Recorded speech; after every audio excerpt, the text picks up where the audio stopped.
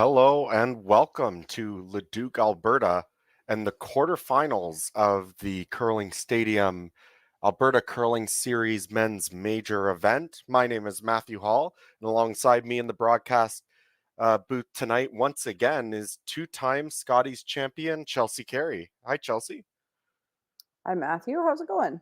I'm good. How are you? Do you have time to go grab some dinner in our short break off? I did. I had a little bit of dinner, did a little bit of unpacking. It was good. Oh, perfect. You just get home from your event then, eh? Sadly, yes, I would have liked to have been playing in the playoffs today, but that's not what happened. So, early drive home and hanging out with you, and I mean that's a decent consolation prize, so I'll take it.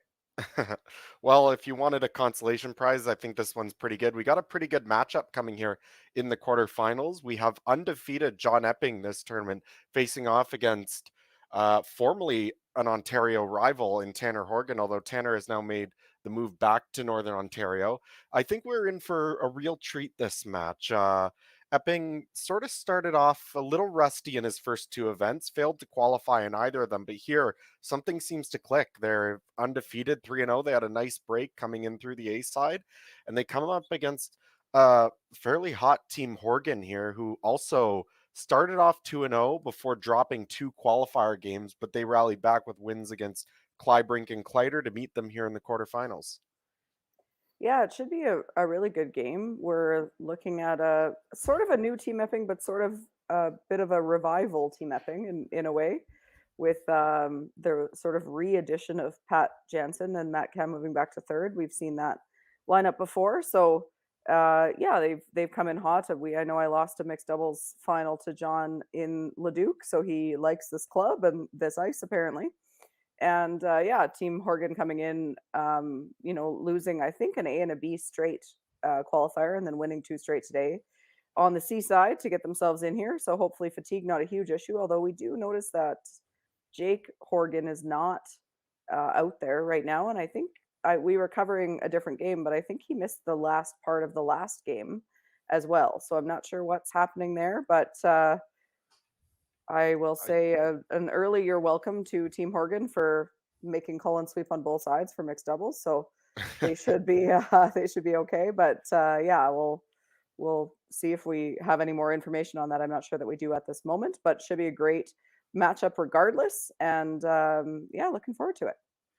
Yeah, I do remember seeing Jake, at least at the start of the broadcast. We were doing a different game, but I did see him out there, and then all of a sudden I checked back by the fifth, sixth end, and he was gone. So hopefully it's nothing too serious. Maybe just not feeling well, a bit under the weather. But if we get any information, we'll let you guys know. But we could pick up play here in the second end. It was a blank in the first end, and we apologize. We had some technical difficulties to deal with. But looking at these two teams, you already mentioned the Epping team, and they've added Scott Chadwick as well at lead. He moves over from sorry, he was playing with Tanner Horgan last year, actually. And before then, you may know him. He played with Scott McDonald. He went to the Briar. So, certainly plenty of experience and maybe a bit of a revenge game here facing off against his former skip. Absolutely. You always want to beat the people that you played with before, and it's one of those things, whether it's contentious or not, the breakup, it's just one of those things. There's always like a little bit of a star on the calendar when you play your former teammates. So definitely looking for that in this game. But two really great teams regardless. So should be a good matchup. We've got not a lot of offense going in the second end, but there's a couple guards up there. So we might see something here. Collins swinging around to make this curl. It looks like the same thing that we saw in the C qualifiers, where it's pretty straight if you get out wide, outside in. They've thrown that twice, and both times Collins been trying to carve it, and he's pretty good at doing that, and it hasn't worked. They've nosed it. So not a lot of curl there. So this will give John Epping a chance to go around this corner guard potentially.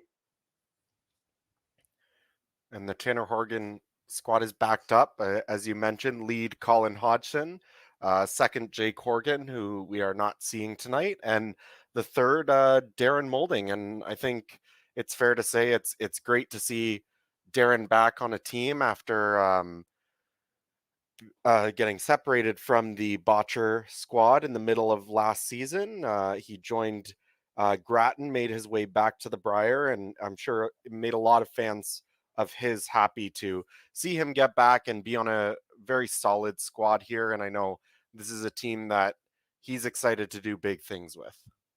Absolutely. And I mean, selfishly for me, Darren and Colin are both good friends of mine. So happy to see them playing together. And I think that this team has a lot of great chemistry, before they even got on the ice. So looking forward to seeing what they can do. It'll be really interesting to see Darren in the host calling the game and Tanner throwing fourth. I don't think that either of them have ever really done that way. But yeah, lots of potential and lots of good learning opportunities, I think, for both of the Horgan brothers, and for Darren and Colin, excited to play together, and just a lot of positive vibes. So excited to see what this team can come up with.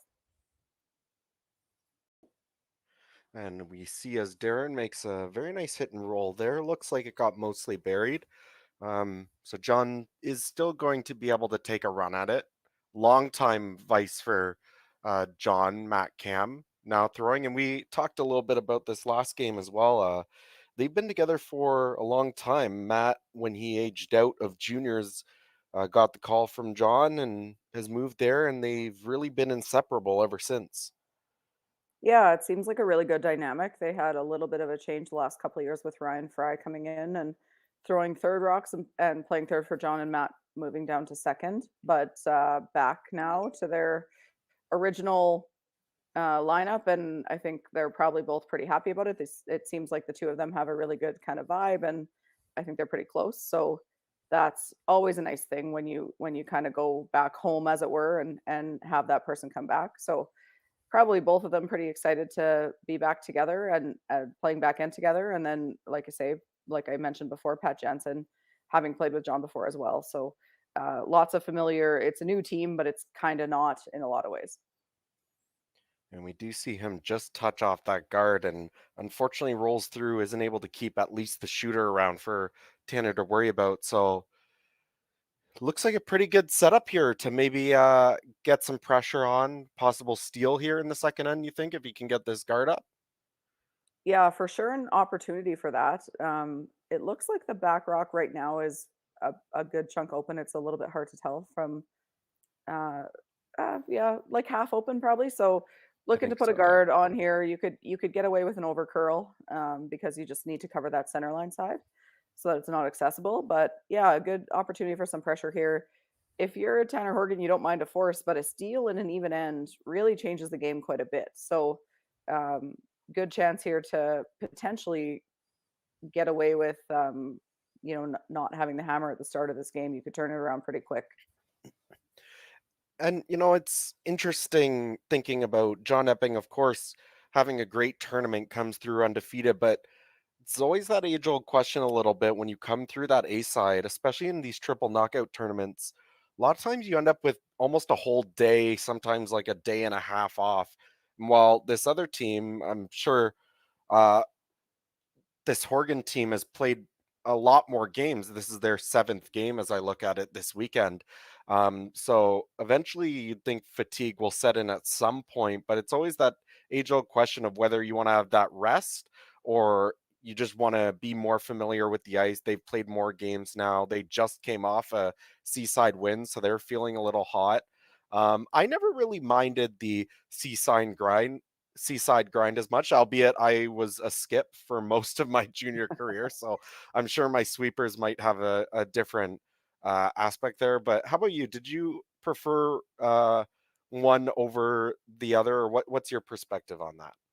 I think if you got to choose, you'd qualify probably B, Hmm. like a little bit of an in between situation. I think C is quite a grind. So then, like you said, fatigue becomes a factor, especially for the sweepers. But A is tough. Like having a whole day off is tough. And it's early in the season. It's different if it's late and your body needs the rest and things.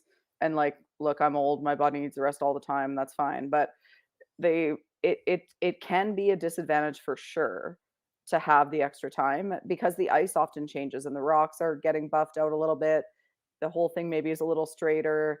It's just if you play more games, you're more dialed into the current conditions, and you're making shots, and you're kind of on a roll. Where on the A side you were on a roll a day and a half ago, but Hmm. now now where are you? So it's for sure not, wouldn't be my first choice other than, you're in the playoffs and the rest is nice. But for your chances of winning the event, I'm not sure I would choose A side. Yeah, and we're seeing here maybe a little bit of that rush showing both times, not quite able to get by that guard, and now leaves a great opportunity for Tanner to toss up that guard again and force John into a really tough shot. And yeah, I know I've come through the A side a couple times, and it's always difficult to find ways to fill that time. You want to stay focused on the event and sort of stay in the zone as much as you can. But when you have like a whole 30, 24, 36 hours off, sometimes teams will go golfing, or if they're in Toronto or something, they might go watch a sporting event, that kind of thing. And you need that nice break off, but you also still need to stay focused on what you want to do, which is win this event. And here, John's going to have to be really focused. Looks like he's trying a long run back double here for hopefully the blank. Yeah, run for the blank. I think there's no real, like, if there was an easy shot for one, I think he'd probably play it, but there isn't. So you Hmm. may as well try to get a blank out of it because that's the best result. Not an easy shot in the sense that you're running the opponent's rock back, but looks like pretty close to a nose hit. Well, here we go. We'll see. Final stone here in the second end for John Epping, looking to remove this yellow rock off the button and walk away with his blank. Gets one, but just drives it by in the one in the ring. So great start, I think, if you're Team Tanner Horgan. If you're John, gonna have to bounce back quickly here. After two ends of play, it's a 1-0 lead for Tanner, and John Epping will have the hammer in the third end when we come back after these commercials.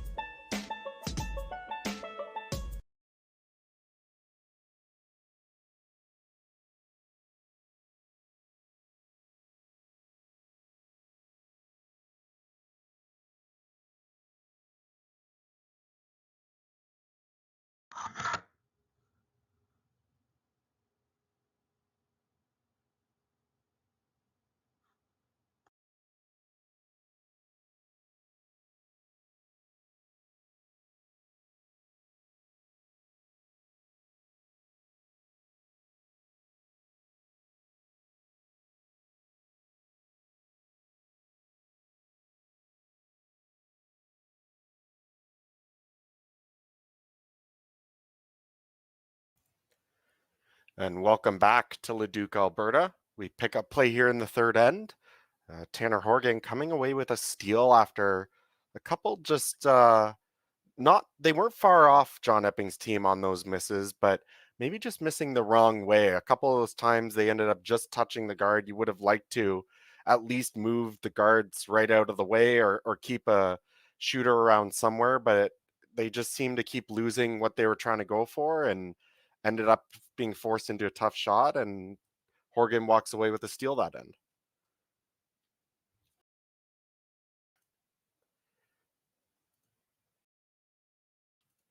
As we see here, setting up, we do see Darren Molding in the rings calling the game. Tanner Horgan does throw the fourth stones for this team, or third stones, I should say. They are playing as three tonight. Yeah, and that was an interesting series of events as well because that can be a tricky thing to get right, to get figured out. The dynamic between the person calling, like when you're throwing skip rocks, it's easier when you do it yourself because you have a vision for how the end's going to go and what you're going to have to throw on your last rock. It can be tough to have somebody else with having that vision and you're just trying to execute it, but we've also seen it work very well for a number of teams. So I know Colin's former team with Reed Carruthers and Mike McEwen tried it and it didn't work extremely Mm-hmm. well, and they're back now trying it again, and I think in this case the dynamic might work quite well with Darren and Colin being I hate to call Colin a veteran because he's younger than me, but with them being the veterans and Tanner and Jake being, you know, new into the men's game and still young and learning and everything. So it'll be interesting to see how it plays out. But I theoretically it makes sense to me to have it be this way. So we'll see what happens. And I think it's also good. I mean, it's no secret Darren has had his share of physical issues or injuries in the past as well. I specifically remember his back being an issue a couple seasons ago when he was playing mixed doubles with, I think it was Joanne Courtney at the time, but I might have that wrong. So not bad to also keep him in the rings and keep the young guys up front on those brooms. Yeah, for sure. That's part of it, I would think. I mean, I don't know that for sure, but yeah, it's easier for Darren if he doesn't have to sweep, obviously, to kind of deal with the physical aspect of it. And you know, these I hate to say it, and I say it to my own teammates, like you can't complain about playing 3 games in a day. Like when I was 22, I didn't worry about that. So these guys, in theory, are in a good position to do that. So we'll see how it goes. But it logically seems like a good plan in a number of ways.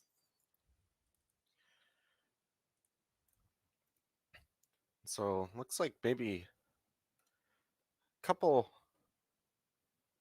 miscues here. That guard maybe slipping in a little bit deeper than they would have liked. If they wanted the second center guard up, I'm sure they would have liked a little bit more distance so that they don't end up leaving this nice little double. Looks like they might be able to get all the yellows moving. They might lose one of their shooters if they try and do that. So maybe trying to hit this a little bit thicker, get rid of the guards and roll to another corner. Yeah, it looks a little thin right now. Yeah, I do think it was probably possible to get all of them moving. I don't know if you could have killed them all, but you certainly could have sent it back in there and made some things move around. Not the result that they were looking for, but not terrible. You're probably going to see Team Horgan throw another guard here, I would think.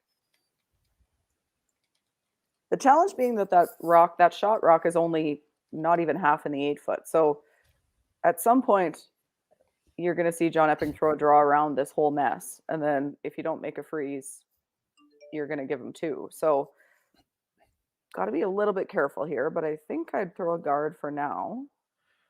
I agree. And these are, it's always just a little bit of a cat and mouse game, right? Where John's going to go around eventually. So if you're Tanner, you'd love to maybe beat him by that one shot and be the first one in. But I do agree it's probably a little bit early to try it now. If you try and go in too early, with how well these guys can hit, you're just giving them too many opportunities to try and get stuff moving. And you're always sort of guessing when are they going to make their move and when should we make ours. But maybe, once again, maybe just slipping a little bit deep here. Second opportunity for Pat Jansen to try to make this double peel. Yeah, it's I don't want to jinx them, but it's fairly hard to miss now. And at anywhere high side, they both go, and you might even get the one in the house, although I'm not sure you. No, you probably won't. A Does little get bit both. too thin, but not Yeah. bad.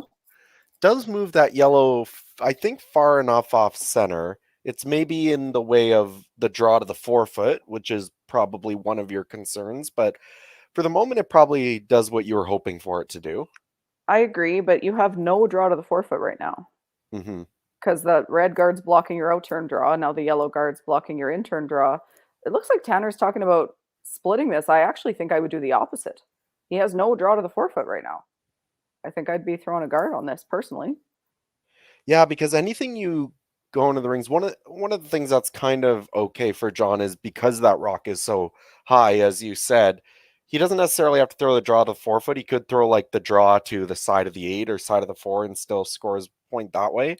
I I agree. I would be a little bit hesitant about moving the stuff in the rings, and this is ends up being a lot A of weight little, pushes yeah, it's a it little heavy. almost through. But Nope, even it the sucks around. I'm not sure. I don't love that call. I think I like it's to me it's you don't need to do that yet. He's going to continue to peel your guard still because he's probably going to try to make a double peel of some kind and maybe that's why they didn't do it because you leave him a double peel, but now he's got the forefoot and he wouldn't have. Like Yeah, you've got both sides blocked. So I don't know. For me, I think I would have waited a little longer to have gone into the house there. I agree. If you wait an extra shot or two, then you make a good tap. Or I wasn't sure about the split. Maybe you eventually think about trying to tap and cutting down the rings quite a bit more. But I agree, straight back on the nose. But I think that's like Skip's first rock. mhm. Like this is a couple shots earlier than I think I would have done it. But that's your eventual play. You throw the guard, he peels it. If he makes a double peel, maybe you play it a little bit sooner. But I And mean, so they're here going to we end up with potentially a force. So yeah, it's still a lot of work here to do for John. And I think if Tanner makes most of their shots to finish this end, they'll come out of it okay. Um, but yeah, I mean, you can never really guarantee a steal at this level, regardless of the situation. But you want to try and think about keeping that high intensity or that extra pressure on the team at all times, force them into making really tough shots. Um, and then, eventually, if you get a crack out of one of them, you might get a steal. But here, Darren just missing that pretty short run back. That's one you expect him to make most of the time, I would think, and leaves. yeah, Looks like John's indicating that he is shot stone. So, yeah, it's a little bit hard to tell from our overhead view here, but I think he did tap it, so he thinks that he shot. Yeah, tough one for Darren there. That was a pretty short run back, and Colin was sweeping it right out of his hand, so maybe just a little bit tight or a little bit soft on the release in a curly spot.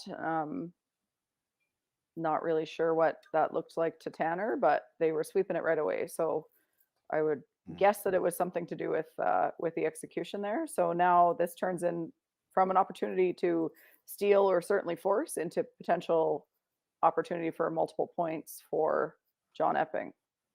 absolutely. I think you do have to be a little bit careful with the rock placement here. I think without thinking, you might look at drawing around that corner and trying to keep it above the tee line. But I mean, Tanner's the same age as me. We grew up playing against each other in Ontario. I'd be very wary of that.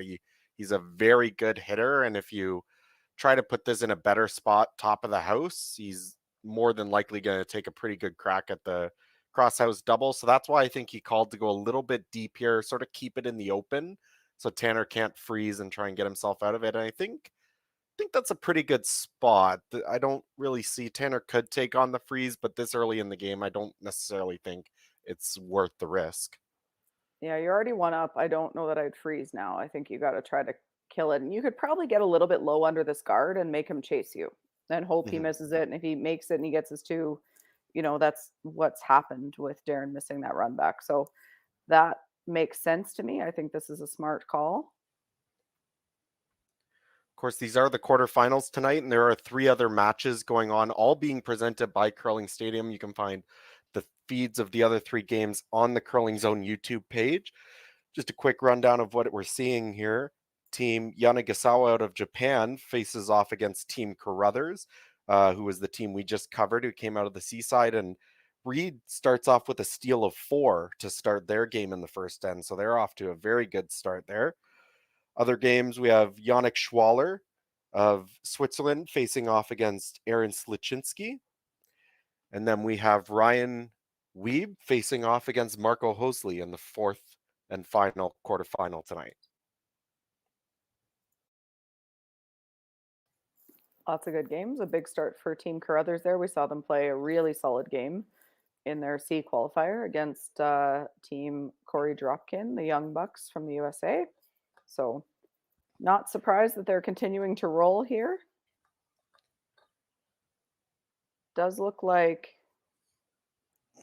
John Epping's going to chase this rock. Yeah, Tanner was able to remove it, but didn't quite get that little flop under the guard that you were talking about. So this should be a fairly straightforward hit. I think if your nose, you're probably still deep enough that it'd be a very thin double, but I would not be surprised to see Tanner take a run at it regardless.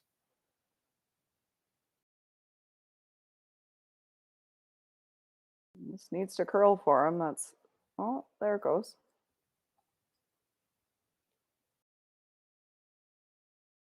And I think they wanted to maybe roll that about a rock, but to make the double extremely tough, but rolls a little bit too far. It's not quite nose, a little bit on the high side to make the double here, but you should be, I think if you make it, you're close to keeping the shooter around. It looks, I mean, we don't have an overhead right now, but it looks like you, I mean, I think it's just a hair high. So Hmm. your shooter should stay. I think for John Epping would have preferred to nose that, or even get a little bit low, if anything. Hmm. So a little bit of a miscue there. They didn't seem worried about it early, so maybe ran a little straighter than they expected, which also kind of happened to Tanner Horgan. They were trying to get a little bit of a roll underneath. So again, as an event goes on, typically you'll see the ice get a little bit straighter and straighter with every game. So maybe we're seeing a little bit of that here too. Here comes the double attempt for Tanner Horgan. Oh, wow. Gets it over the top. Not the call, but they'll take it.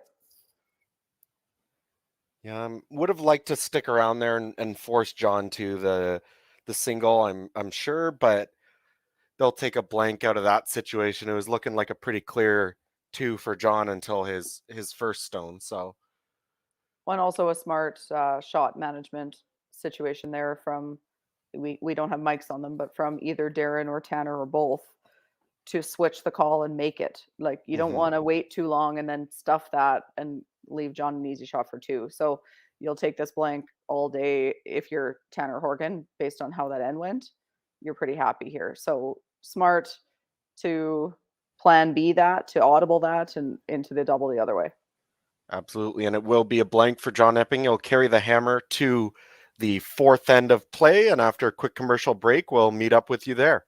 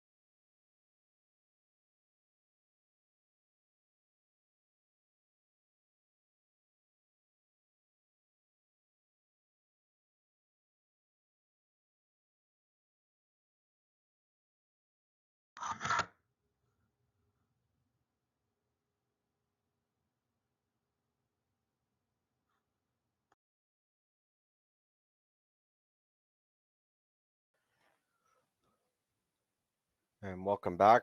As we begin the fourth end of play here, fairly close matchup. I think we didn't really expect any less. We know these are two very strong teams. We expected to have a close matchup. Any surprise, Chelsea, that we're walking away with just 1 point in the first three ends?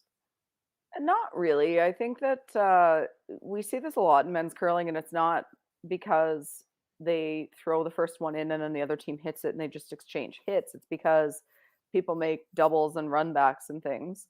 And we saw it wasn't necessarily plan A from Tanner Horgan there, but he made a nice double and then it left John the opportunity to blank. If he'd made the double the way he called it, and stuck his shooter, then we would have seen a forest there. So no, not terribly surprised. And also with new teams, maybe tending to lean a little bit more towards the conservative side of the strategy, just keeping things a little bit more simple.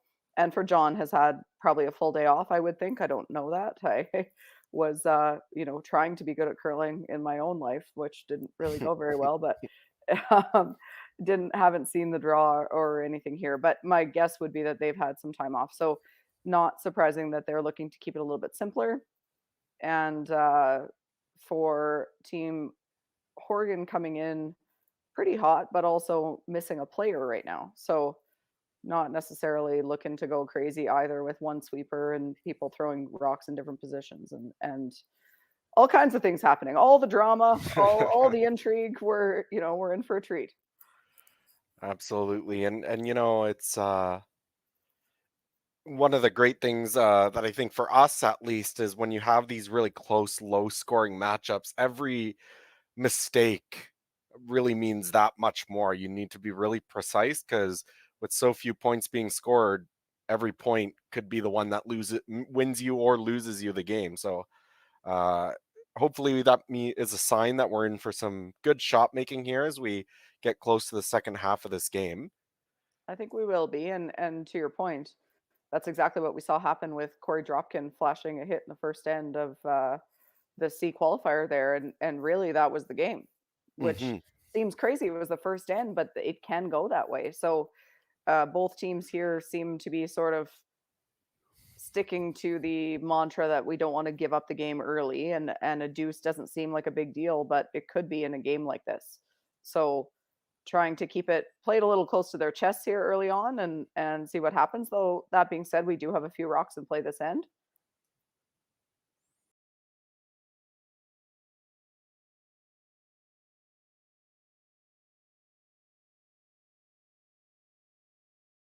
Able to just come around and remove that stone from play. And unfortunately, still remains in the hole there, but I really don't know if they could have gotten much more out of that. You needed to sort of bring the weight down to ensure that you removed or were able to get at that rock that was buried. Yeah, I'm not sure you could have done a whole lot better, but if John Epping can roll, ideally he'd roll behind those two yellows just because of the stagger. This red guard is fairly long, and if you roll buried there, Team Horgan can probably always chase it. So if you'd roll behind the stagger, that would be ideal. Now, granted, they're not your rocks, and you'll leave a run back opportunity, but I think that's what I would be trying if I were them, although they weren't sweeping it for that, so maybe not. They almost slightly rolled in under the yellows, though they probably could have been a bit more aggressive with it. Definitely a hole there, although it's sort of angled in the wrong direction. So that sort of artificially makes it a bit tighter to work through with the intern, but it should be accessible from what we've been seeing. They certainly think it is. They're going to take a crack at this.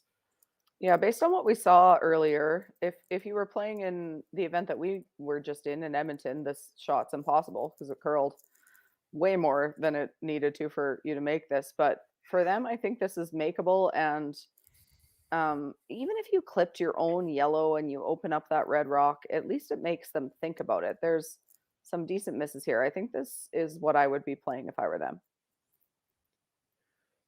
Colin And swinging around and trying to keep it straight. This will be interesting to watch actually with only three of them. You'll get to see a little bit of what the sweeping strategy is and when you're sweeping to curl versus straight because you only have one guy. So Colin will swing around based on what they're trying to do with the rock, and then he'll also be in a different position if he's sweeping for speed versus line. So we might get to see some interesting things with I mean, it's unfortunate for them, but it might be fun for us to watch what happens because I see him do this at doubles, so I might have a little bit of insight into what he's trying to do.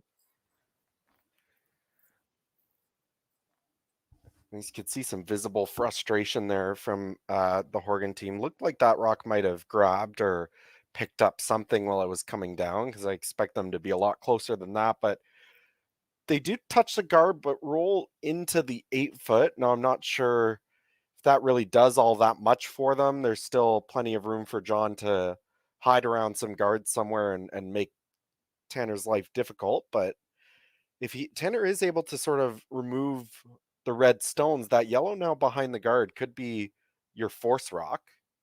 It's making them think though, like look at Team Epping right now. They're in theory you loop another one around here, but then if Team Horgan makes a run double, which they very easily could if you come around that center guard, then now you're forced potentially. So it looks like they're looking at a double peel maybe. Yeah, I think so. I don't know if they're throwing a whole lot of weight, if this is more just It's like a just a tap raise of into the some kind. rings. Yeah. Yeah. Because if you hit this about 2/3 and push yourself behind that yellow stone, you at least roll out of the way, and now that yellow is still accessible.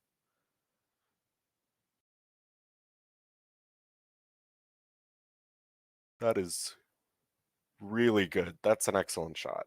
That's a very aggressive call. That's really precise to make that, but they made it perfect. So good on them. Yeah, and they didn't have to.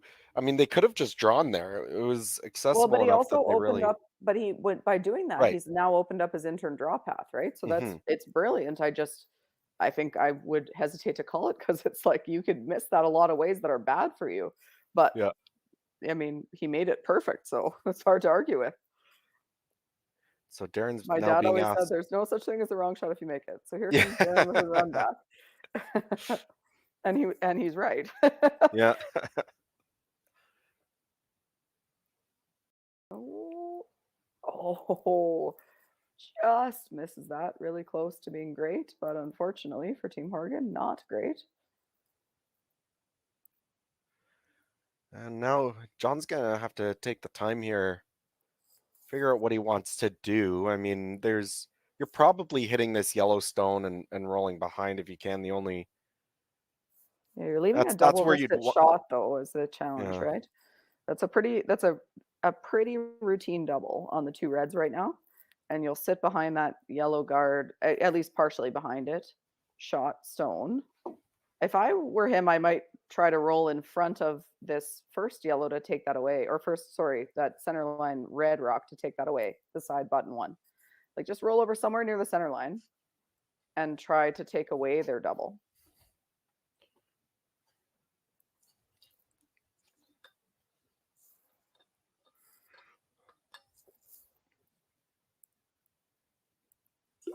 Matt Cam's first rock here in the fourth end does make that hit, rolls towards the center line, as you said. Now, likely that leaves a nose double for the Horgan team, or they could take on the same double if they would like. I'm a little surprised they didn't sweep that roll more. Like to me, if he rolls that a little bit more, it's perfect. You might leave him a triple, but if he makes this double and sits there, I guess you just freeze to it. It's not terrible, Mhm. but Horgan will be shot, rock, and buried. So if I think if it were me, I would have tried to take that away. And you'll still be in a good position if you're John.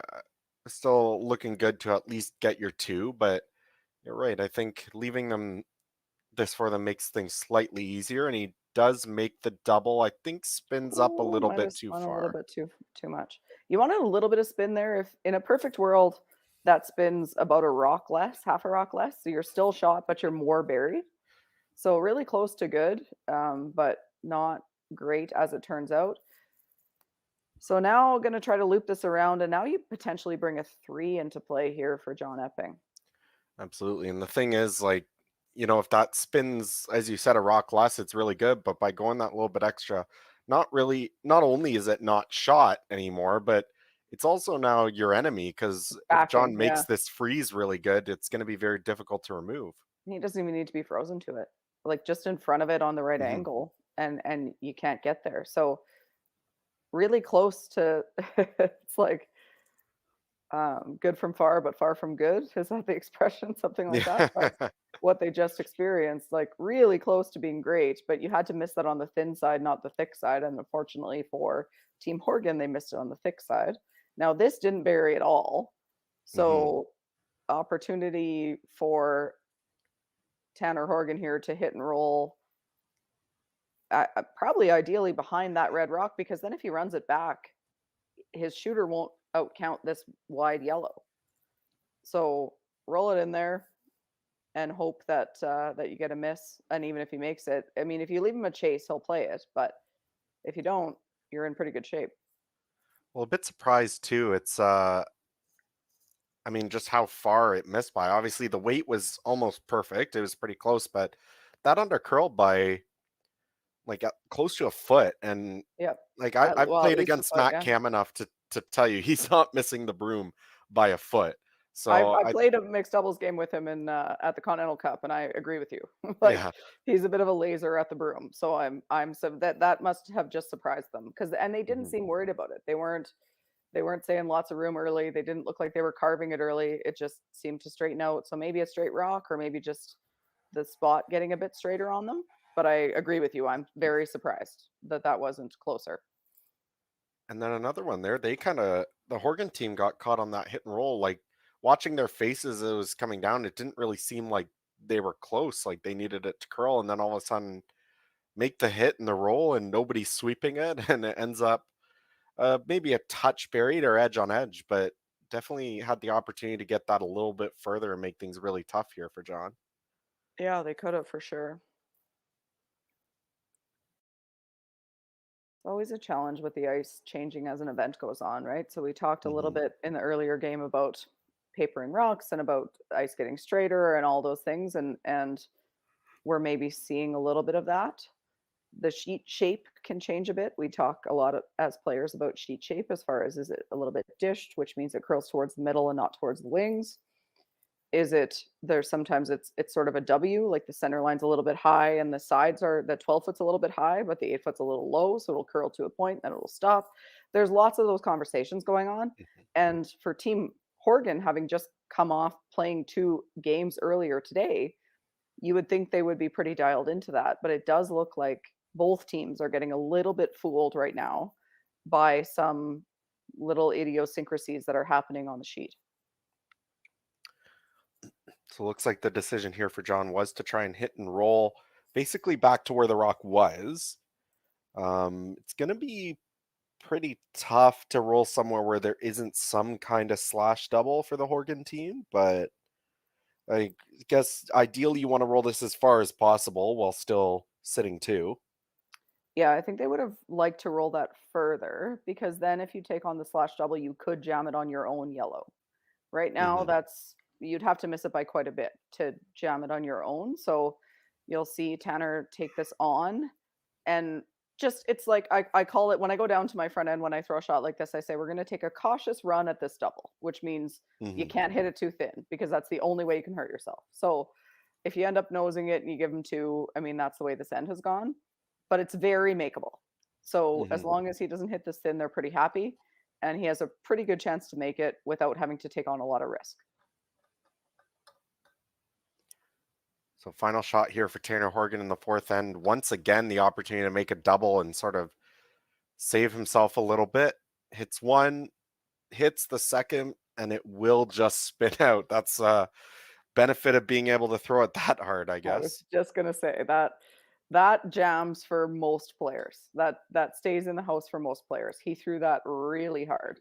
And that's the only reason that that red didn't stay in the house because that he hit that onto that pretty thick. They would have liked to. Cullen was curling that the whole way down the sheet. He was trying to get it to curl, and gets away with it because he threw it that hard.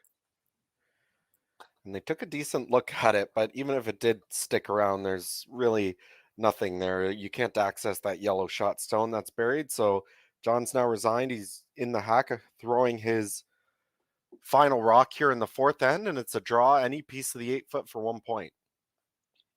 And the good news for John here is that you're scoring in the even end. So as much as he would have liked to, obviously, you're getting your single point in a pretty low risk situation, and being tied isn't your favorite situation right now. But you've gotten the hammer back. If you've scored, it's tied. Like it's pretty good when you have the hammer in the even ends, which he now does. So if you can get a force here, you don't want to let them blank the next end in theory, but it's not a bad situation. All right, so single point for John Epping. They tie up the game, and we'll see you at the start of the fifth end.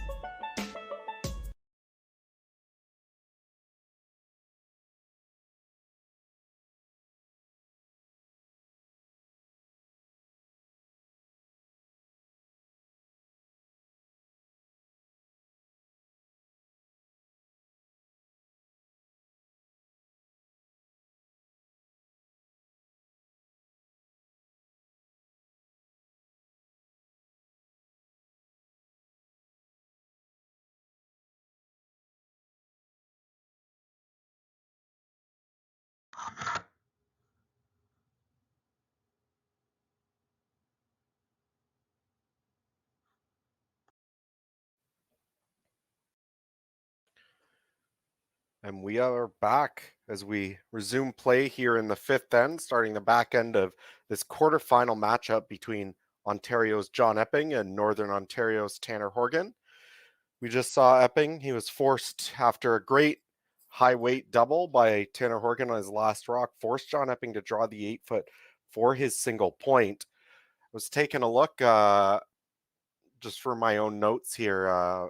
There is live betting on this game that I found. Most books had this match open up at about a 57% chance for John Epping, which I think just goes to show how closely matched up these two teams are, especially with John being guaranteed the hammer coming out of the A side. But I just took a quick look there, and at the half, it's now pretty significant edge towards Tanner Horgan, about 67, so about 2/3% chance that they're saying that he has to win this game.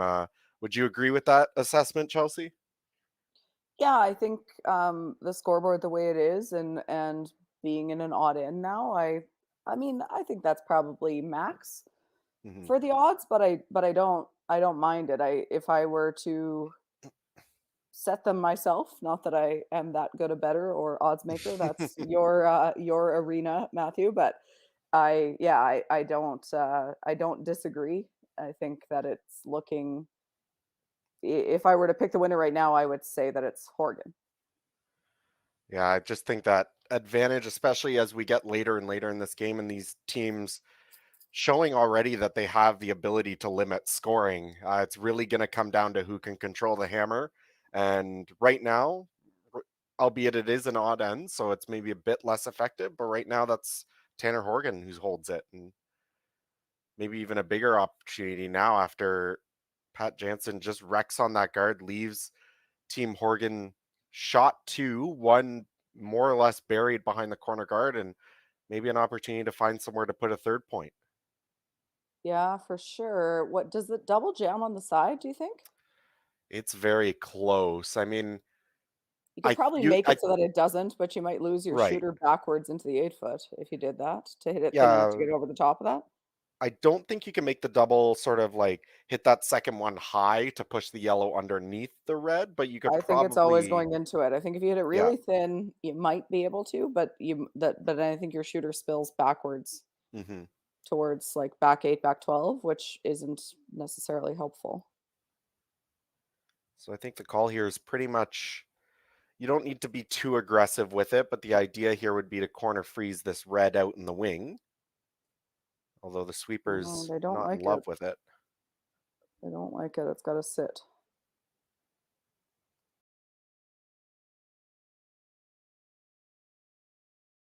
Just sat down in time, Um, albeit I think for fourth It's shot. probably fourth, but not what you, and now it might actually queue up the triple if you could get this. I'm still not sure this side yellow behind the corner guard goes over the top of the red, but possibly. Well, we'll see here. Pat Jansen throwing his Yeah, second stone, it's not trying to far off from getting all three. yeah, trying to clean up the mess a little bit here. Big weight from the kid down the center line, gets one, and not enough to make the double, but don't look now. That red is mostly buried, should be accessible, but we've seen it's been a little bit straighter today, so this will be a little bit of a trickier shot for Tanner to get at.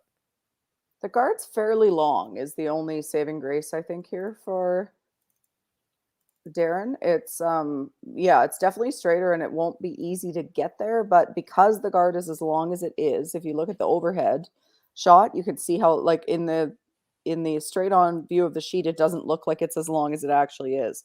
Look at where that logo is in relation to the hog line. That's not far over the hog line. So it has 15, 20 feet to curl past the guard. Mm-hmm. Um, so you could maybe get there. But I think based on how today has gone, it's still not an easy shot.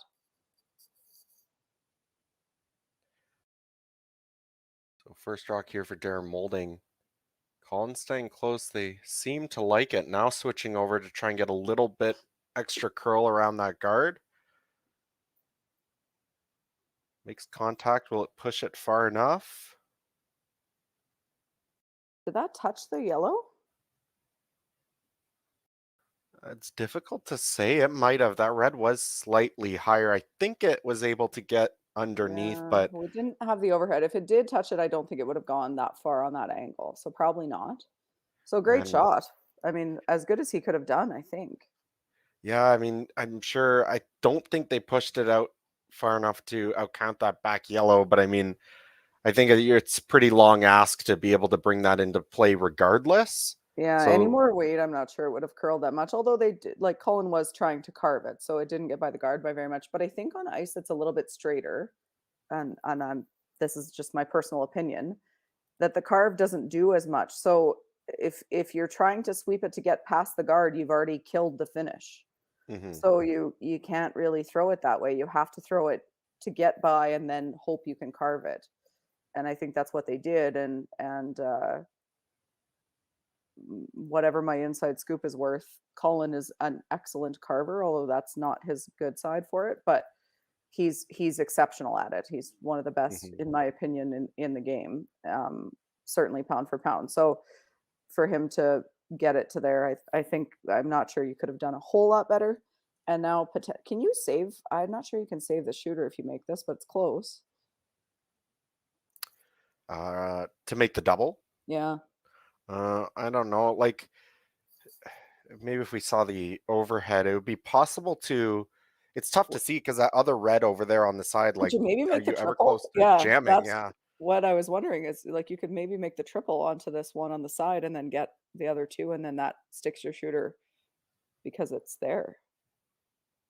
They gave up on that one fairly early, so a little bit wide. I think we hit that a little bit thicker. It might have been possible, but hard to say. Yeah, it was pretty close because he sort of just rolled under that red on the other side, and the other red just missed Just the missed the side. double. Yeah, So it was pretty close. I think it might have been there. And I think they were trying it, but just a little bit straighter. They didn't seem to hit it early. Colin was cleaning it, and then they kind of gave up on it, like they were hitting it too thin before it even got to the hog line. So just not as much finish as maybe they were seeing early in the week because it seems to be surprising them a little bit. I will ask since we're watching him, are there any plans to keep Colin around coaching your women's team that if you guys make the Scotties again this year? We haven't talked about it, but certainly possible. I mean, we're playing out of Manitoba now, so getting there is going to be a challenge. But Mhm. yeah, he was great. We really liked having him around, and I mean, And I knew I would. He's one of my best friends and my teammate in mixed doubles and everything else. But the girls all seem to respond really well to him too. So certainly will be a conversation that we have, but hard for him as well because it's more time away and everything. So we'll see. But yeah, definitely not opposed. So don't be surprised if that's what happens. and I'm sure the charcuterie is just a big plus too. Yeah, well, so imagine if we would have had like if we weren't sort of faux bubbled, which is essentially what we were. Yeah. Um, and we could have actually gotten him like a cooktop and stuff. He would have just made us every meal. It would have been amazing. Like, why wouldn't you want a chef to be your coach slash whatever Hmm. and things? And If only he could have matched the rocks, then we would have been good to go.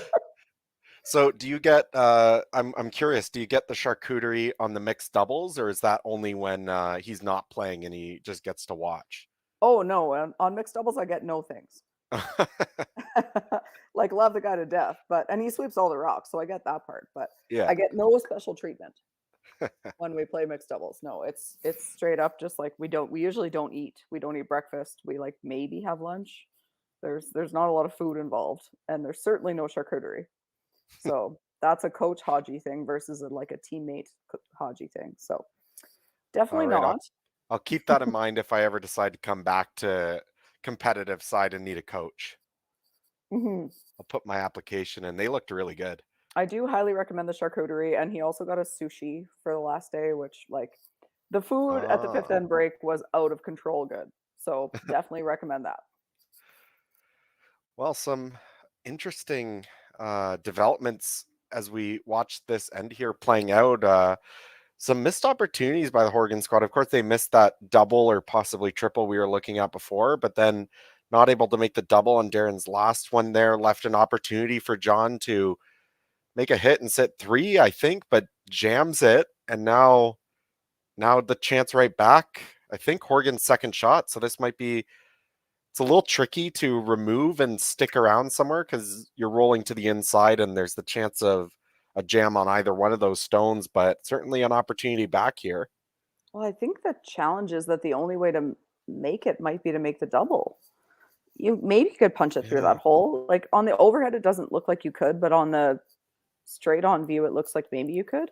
Just like a hair low, like 7/8 low, might go through the hole. But yeah, really, really tricky for Tanner Horgan here. It's possible. You could get to a number of ways, but you got to be really careful. The good news is if you get low at all, then you should get one, which is important, obviously, at this point in time. Or be sitting one. Do you ever play this with this ice? It's difficult to see how much weight he's throwing. Do you ever throw it with maybe like just a hack? I know you're out so far that you're probably not sure what it's doing, but like just maybe a bit of a safer shot to try and play for that hole. Well, but the hack makes it easier to jam. Hmm. I mean, that's not a great result, but I think I would have played it with normal to firm Hmm. and tried to either make the double or if it curls, then like if you stuff it there and could stick your shooter. I think you could with a normal-ish sort of weight. That was probably Peel. He threw that pretty hard.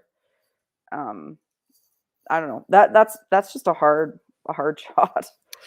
Yeah, and I don't know, that might just be my personal preference. Whenever I was looking at those shots that you really had to be that little bit precise, extra bit of precise to try and hit something like through a tight hole or whatever it may be, it was always sort of my preference. I ended up bringing the weight down, but it's whoever's throwing the stone and whatever they feel the most comfortable with. I know Tanner's always felt strong with those with the up weight hits, so I think it's also a little bit of the spot and the sweepers.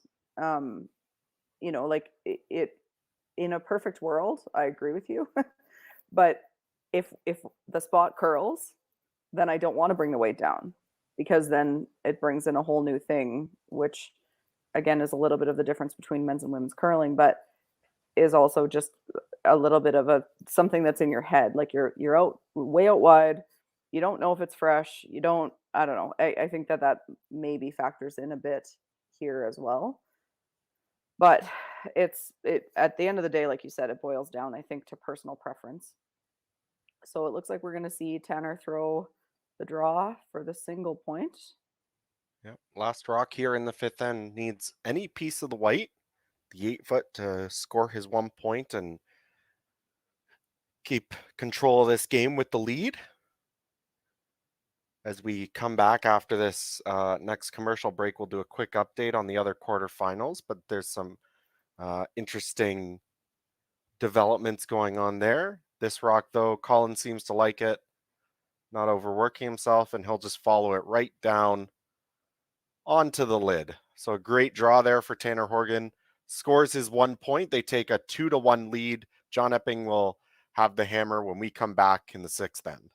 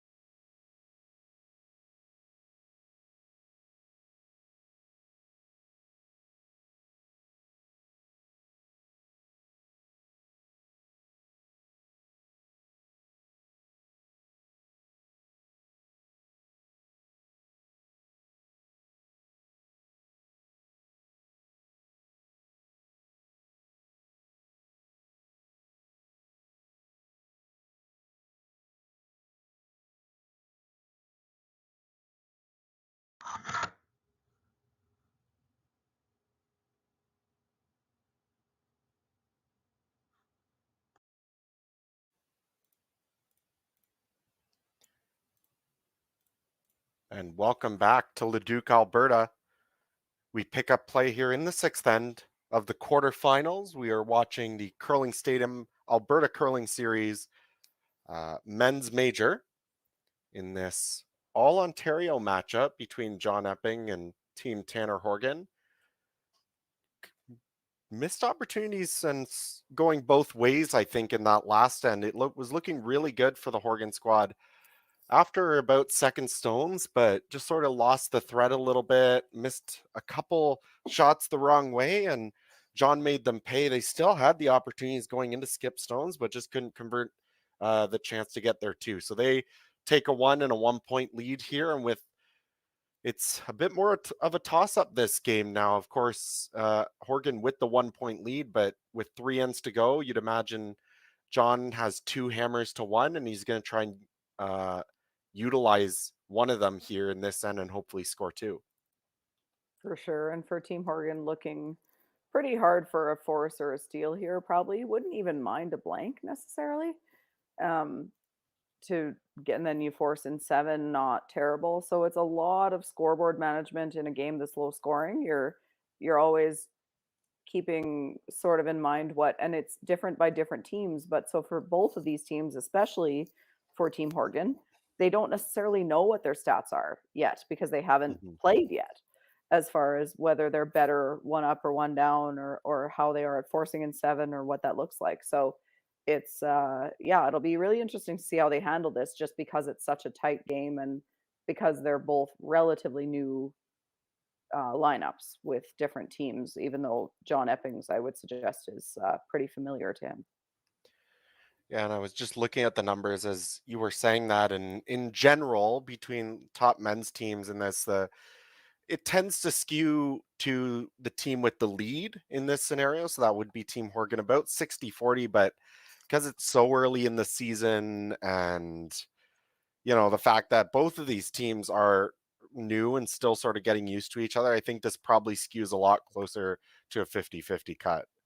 So here's my question: what does it skew to, one up and one down in men's? Because I know what it is in women's, but I don't know what it is in men's coming home. So Coming home, what is it? it's Yeah, like with one end left, it's usually it's about 60-40 to be up one to the without. team with the lead. Okay. Yeah. But I think, it depends a lot on what teams you're talking about. So that's sort of looking at like the numbers I have here, all the games between top 25 men's teams in the world. Um, but there's certain, teams out there, and I've seen specific stats on certain teams where they are just happen to be much better down one with.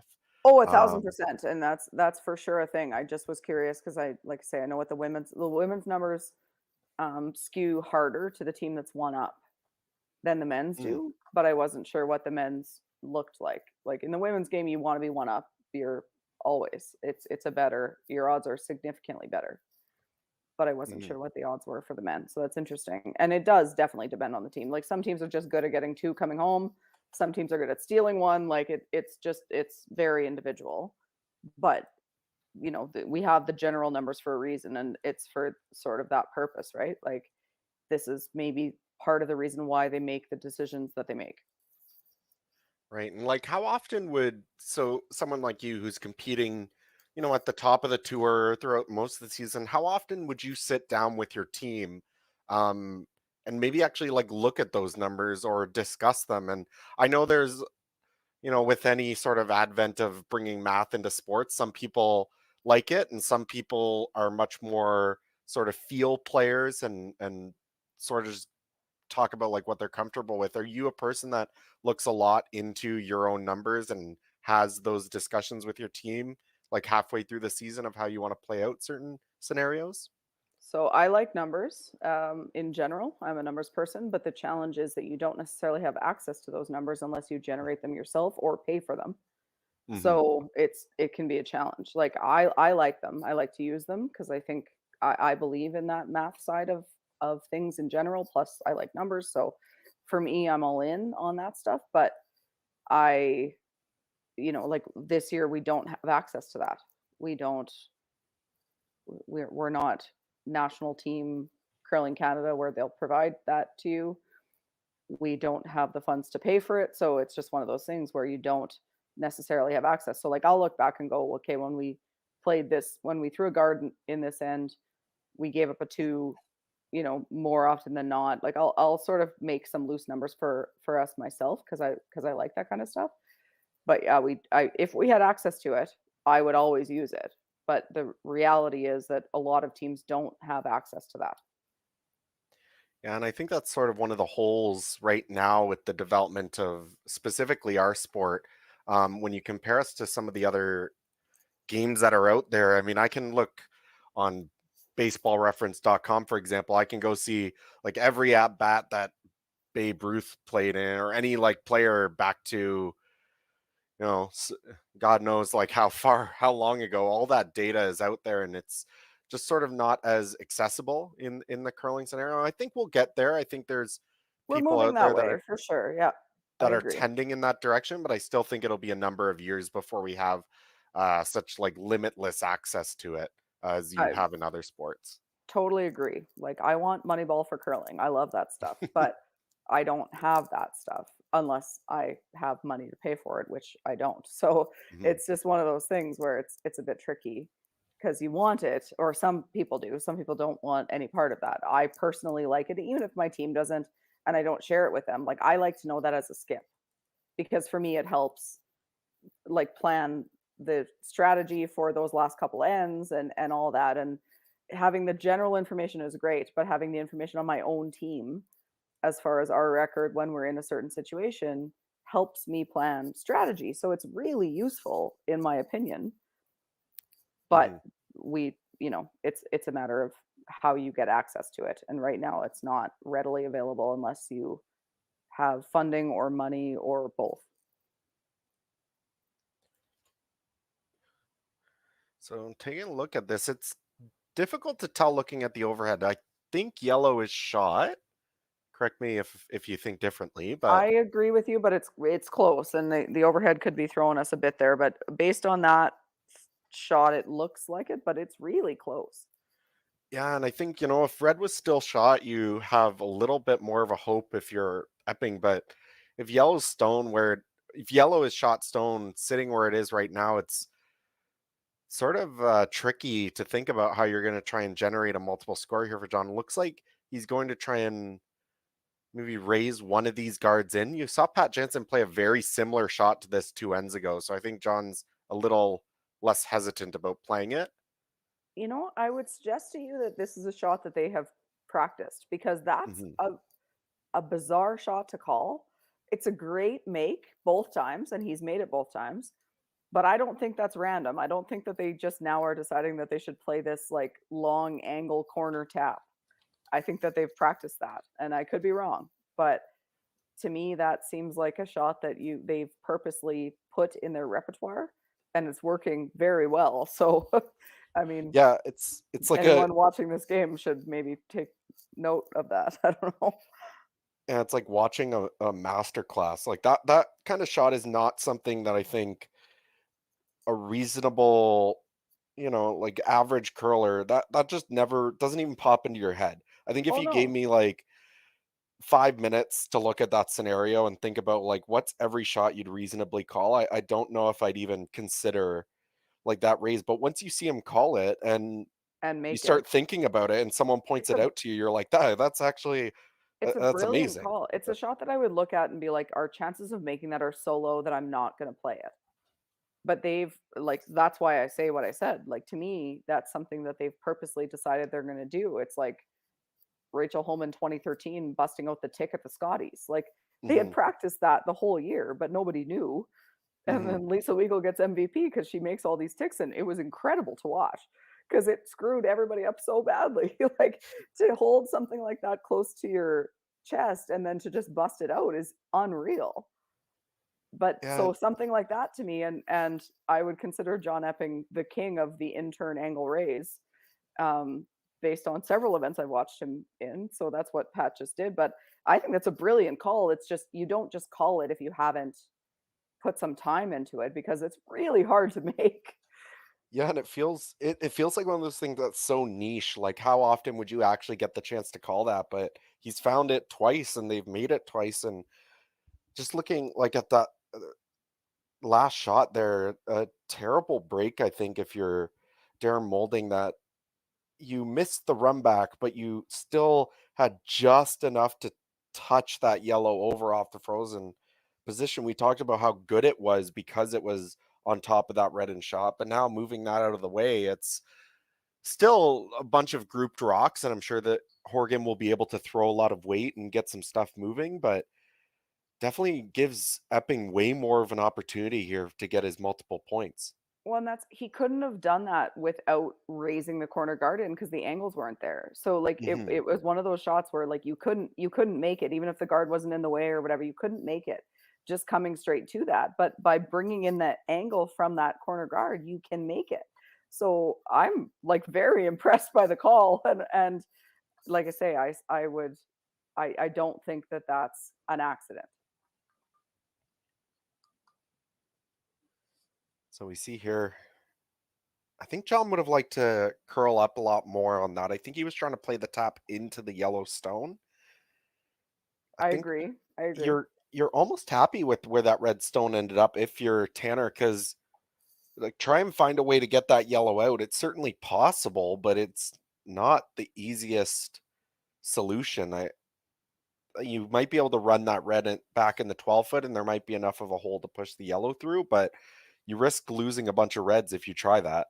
I do think there is enough of a hole, but if you ever hit it closer to the like if you run it more straight back versus on an angle, you could kill both of those reds potentially. Hmm. Like if you hit that on the nose, I think both reds might go, or like a little bit on the high side, the right hand side as we look at it. Both of those reds might go. So you have to be very careful with that run, I think.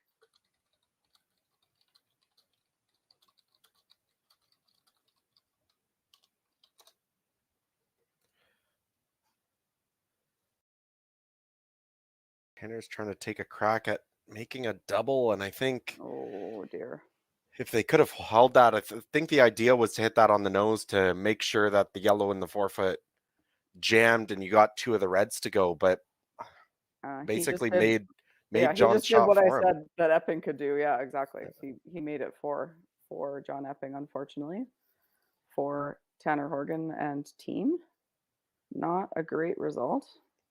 So what do you do here if you're John? You have to be careful. Like my initial shot that jumped into my head was draw as we look at the overhead, maybe draw to the right side, sort of back four, but you have to be careful that you don't leave a triple with the hitting ability of this Horgan team. I don't My first really thought was see the intern hook, like the intern draw around the top yellow and try to like top just eight, get a yeah. yeah, yeah, try to just get a piece of it buried and sit three.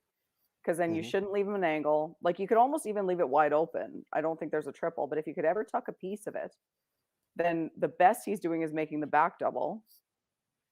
To me, that's the call. The hit and roll actually here is really good as well, but the challenge is hit and rolls are one of the hardest shots in curling, and no one Hmm. seems to realize that. Like, oh, you don't want to leave him hit and roll. Well, yeah, you do, because the chances of him making it are sub 50 Yeah. in most curling. Like the hit and roll is a really hard shot. So the result of the hit and roll is the best possible result, I think. But I think I'd be drawing there myself. You could take away both runs if you get that a little bit hooked, and then let him try to rip a double, and you still get two out of it. I don't love this. But if he makes it, it's going to be really good.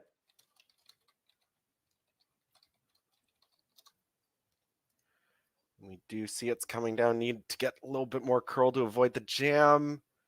And they do. Unfortunately, didn't get to the Yeah, inside, they're so it is fourth not third. shot. Yeah. Yeah. Um, well, I mean, looking at Now this now, now it depends obviously, on how yeah, gutsy you want to be. I mean, no question the double's there. Can you throw it to hold the shooter? I think you can, but you'd have to be I think pretty you can. precise with your line and weight. Can you play it into it? I don't think you have to. I think you can play it into it versus across the face, which means to me that you can Hmm. definitely hold a shooter. Yeah, I think It's just like with a nice like control weight, hit it 3/4, 2/3 high side, and It should be looks, pretty close. we don't have an overhead right now, but it looks to me like it's 3/4 to 7/8 even. Like I think your shooter Mhm. stays pretty easily.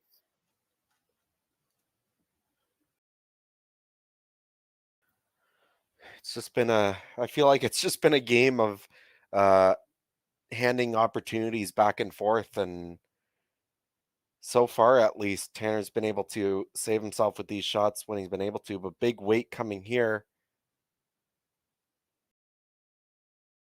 and ends up nosing it, maybe a little tight. A bit surprised by the weight choice there. I don't know about you, but like I feel like with that kind of weight, if you're making the double, you're always losing the shooter, and John's gonna have a hit and roll to set too. I was a bit surprised he didn't try and bring that down, like really go hard for that double, because like you said, I took a longer look. As I took a longer look at it, it just seemed easier than I initially thought. I'm with you. I thought I like if it's me, I'm probably playing it with like a normal to a maybe firm. Hmm. But like what the way he just threw, I don't have in my repertoire. Like that's a lot of weight. Hmm. And like I can throw it relatively hard, but not that. That's full peel. So you're probably losing your shooter always if you do that. So I don't know that I necessarily, although I guess, well, I guess it would be hard for them to make a hit and roll on the yellow, the top 12-foot yellow that doesn't leave a double. Right. Yeah. So that's the only way I can sort of make it make sense in my head that like you make that, you roll out, they roll somewhere, but you're probably always going to have a double. And then you make that double and then it's a blank, right? Yeah. It's a great tool for sure, being able to throw that much weight and to do it as accurately as he can. It's incredibly useful, but you do have to, just because you can doesn't mean you always You should. And I should. think Yeah. here it's even more important because uh, if you try to do that again, you make the double, you lose your shooter, then it's just a nose hit for John to score Oh yeah, two. no, now you can't. No, like I say, I think that the logic the first time was that it would leave them a double. Hmm. Now you have to try to make this double somehow or, figure out a different option, but you can't risk giving up 3. So, not the easiest shot here for Tanner Horgan, although the broom, it's not a lot of ice, but it is fairly straight here. So my guess is that this would be more like a normal or like a solid control. We call it easy, whatever sort of terminology you use for that weight. And there are some options here too. I mean, if you don't make the double, because it overcurls, you're pretty close to leaving a double for three back, but might have the option that you can roll somewhere to make it a little bit tricky. I think obviously plan A is to just make this double, but always have those sort of second options in the back of your mind where you might be able to get away with something sneaky.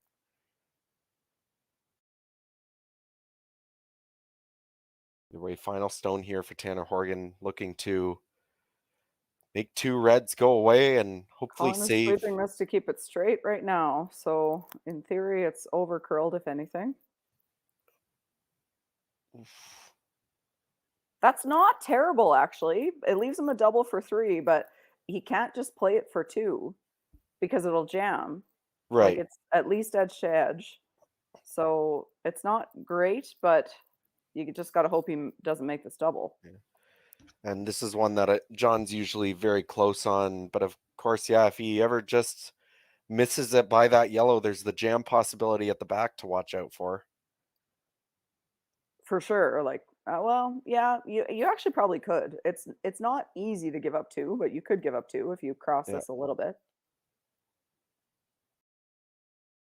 Either way, big opportunity. And with how low the score has been and the way this game is going, this could be the game right here if he makes this shot. Very close. Got Sweeping this. it hard early for line. Close. Oh, Oh, it's really close. Yeah, he's gonna make it. That's a 3 ball. amazing shot. Scott Chadwick with the sweep, just able to hold it in time. Gets that second yellow out of the rings, and John Epping walks away, the first multiple score in the game. You think this is going to swing the momentum quite a bit? He takes a 4-2 lead after 6 ends of play. When we come back, we'll start the seventh, and we'll be back with you then.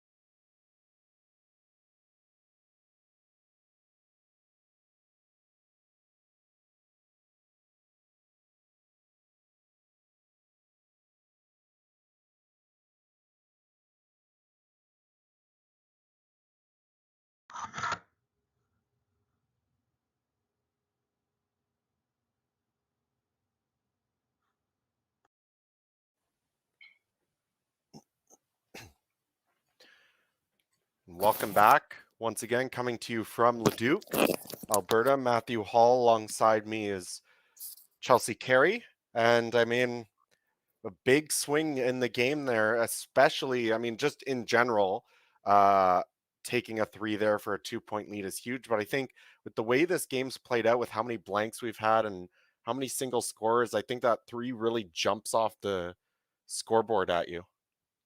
Yeah, that is one of those things when it's great to play a game that's close and kind of hold your cards close to your chest and wait for those opportunities.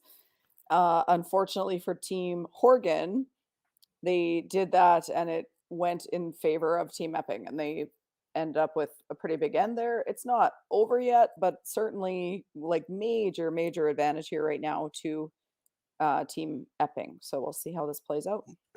Yeah, usually when you get late in these games, and I'm sure you're well aware of this as a skip yourself for a long time, you start to take a look back at the scoreboard and think about, well, what's your path to victory here in this game? And now, if you're Horgan, assuming you can't get a 3, which threes are hard to come by, I say, as John was able to just do that last time, but you're probably looking at a steal, or sorry, taking 2 here and stealing the 8, or maybe a blank and then you take 2 and steal the extra. But we already talked earlier today about how hard it is to steal that last end at this high level. We're looking at about maybe that's only a 10 to 15% chance. So definitely, barring a 3, it's a long road back here for Tanner Horgan to win this game. Yeah, so my suggestion, you are the one with the numbers, but my thought would be that for sure in men's curling, you are better off to be trying to get a 3 in 8 than you Mhm. are trying to steal a point. And so that's interesting because I've sort of thought about this a little bit as I've been commentating this weekend and last weekend. The 3 and 8 was something, obviously with the 5 rock rule, it's still more prevalent than it used to be before that. But I think teams have really learned how to defend well against the 5 rock rule. I think the first end or first year or so that it came into play, we did see that quite a bit, the opportunity for those threes to come back and win games. But I think that's sort of tended back to the norm. It's still more possible than when we used to do 4 rock. But what do you think? Is it still like prevalent enough that it's something that we should maybe be careful about? Well, I just think that your chances to steal like, I think you have to assume the other team is making 2 ticks. Hmm. So how are you stealing? So at least with trying to get 3, you get your 2 corner guards. They're in theory stacking in the middle. You throw it like when Hmm. we play anyway. I don't know if men do this, but when we play, we go full 4, top 8, tight guard. Hmm. And if they don't, and then we throw another long guard if they keep going around. So then like fine, have at her. Like you go around to your corner guard all you want, but now you got to deal with our 4 rocks in the middle. I just wondered what the numbers were if they would support. To me, it seems neither is a good. I mean, let's be very clear. Your chances of winning are not good, but I would think that they're better to get a 3 than they are to steal one. With assuming 2 ticks are made, which in in most curling, but certainly in men's curling, to me seems like basically a guarantee. Yeah, I'm looking at the numbers right now, and at the top men's side, being down 2 with an end to play, you win about 10% of the time, and that's including taking 3, but it also includes, taking 2 and stealing, which again, not uh, that likely. But when you are tied without, it's around 11%. So it honestly seems to be about the same. There's really no difference there. So Sorry, I regardless, meant you're not in a great situation, but it could come down to team preference. you're definitely not. Sorry, I meant down to coming home with versus tied without coming home. Like I wasn't thinking about this end. I Right. was I That's was that's sort of what I about was this saying. end as well. Okay. It's So about it's 10 or similar. 11% in both of those Yeah, situations. okay. So it's yeah, it basically probably comes down to what you like at the end of the day, it might come down to how likely you think the other lead is to make a tick. Hmm. Because if you get a missed tick, then your chances to steal go up quite a bit. But if you don't, then you're probably dead. So it's just a bit of a maybe a gut feel thing, maybe like a personal team or like ice conditions or the other team, or like all of those things could factor into that. Yeah, I mean, it's probably 10% in general, but if you're playing Lisa Weagle, it's probably like 2 or 3. It's like 0 probably, Yeah, because she's making those ticks for fun. yeah. We do actually I just saw some handshakes on one of our quarterfinals. Team Yanagasawa was able to get a single point in the 5th end, but just not enough. He shakes hands. He loses 6-2 to Reed Carruthers. So Reed Carruthers is our first semifinal qualifier. And as I pull up the draw here, he will play the winner of Marco Hosley and Ryan Weeb. Currently, Ryan Weeb with a 1-point lead without the hammer, it looks like, in the 7th end. And while we're talking about it, it looks, I'll just say on the other quarterfinal, Team Yannick Schwaller, I believe, last I checked, yeah, it was 6-2 for Schwaller in their 6th end of play against Aaron Sluchinski. Yannick Schwaller taking over Team Peter de Cruz, essentially, with one change in the lineup, but throwing third rocks and calling the game.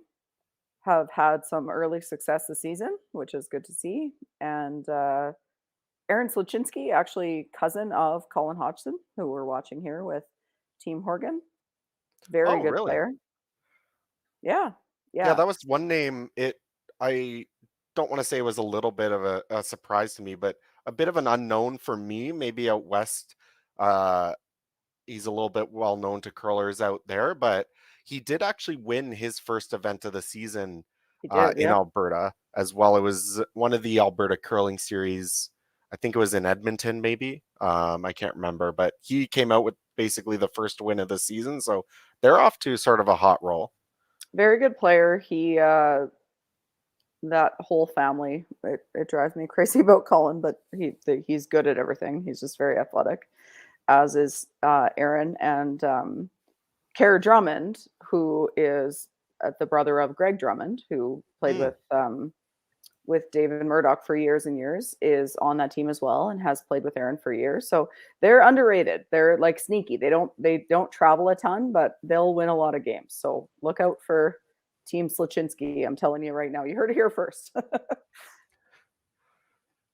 Of course, being out of Alberta, though, is no easy task. He is out of Alberta, correct? Correct. Yeah. Yeah, and that's no easy task. Going up against the Kevin Cooey's and the Brennan Botchers of the world at provincials every year. Yeah. No, not great. I've lived that life, and I'm going to continue to playing out of Manitoba this year. But yeah, it's not the best. It's a challenge, but if you win, you give yourself a really good chance. So you pick your poison a little bit, right? Oh wow, an amazing shot. As we were talking there, I kind of looked away from my screen for a minute, and I looked back, and suddenly Horgan's sitting 2. So I had to, or maybe just sitting 1. It's difficult to tell, but I had to go back and look at the replay. I was quite an impressive triple there by Darren to remove all the red rocks, and still the opportunity for John. I think he's going to try and come through this tight hole and remove the shot stone and maybe sit 2. It's difficult to tell who's second shot. Yeah, I think it looks like red to me. So if you get through this hole, and like close to the nose, then you probably sit 2. They're getting Pat to carve this now. You don't want to hit it high.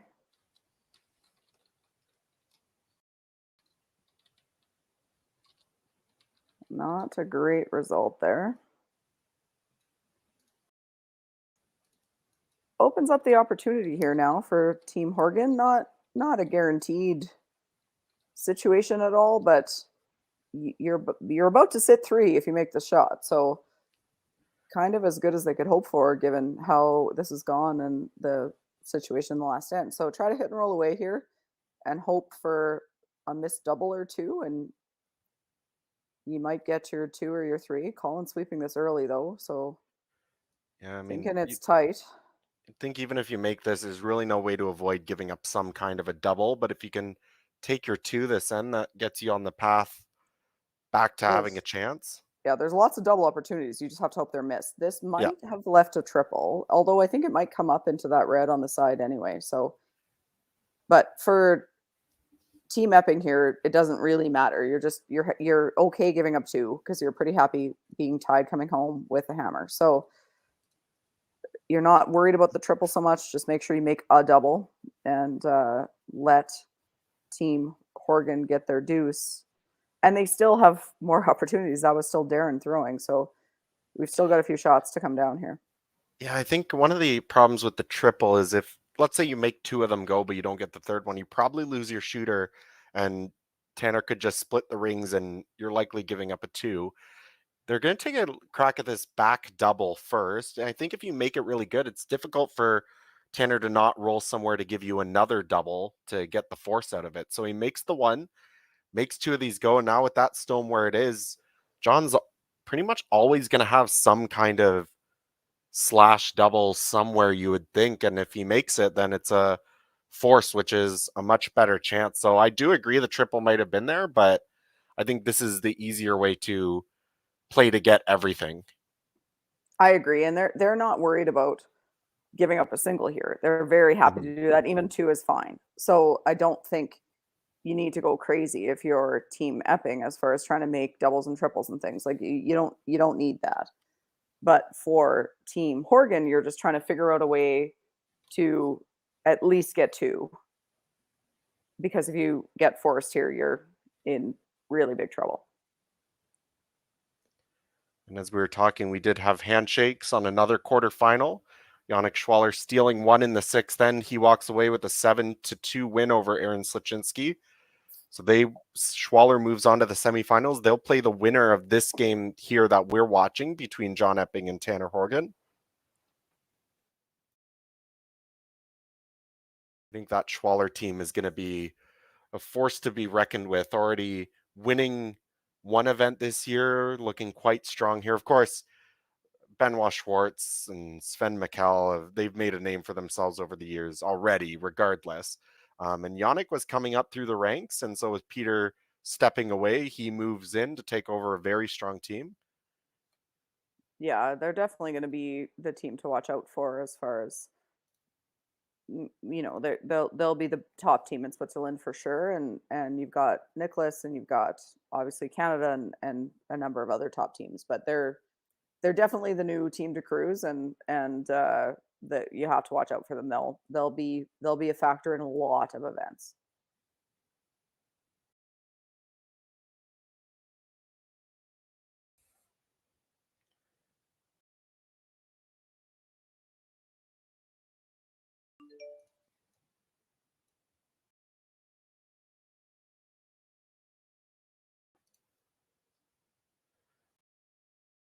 And speaking of Swiss teams as well, as I look over, as we watch a bit of a miscue there by Tanner, pushes his stone through the rings.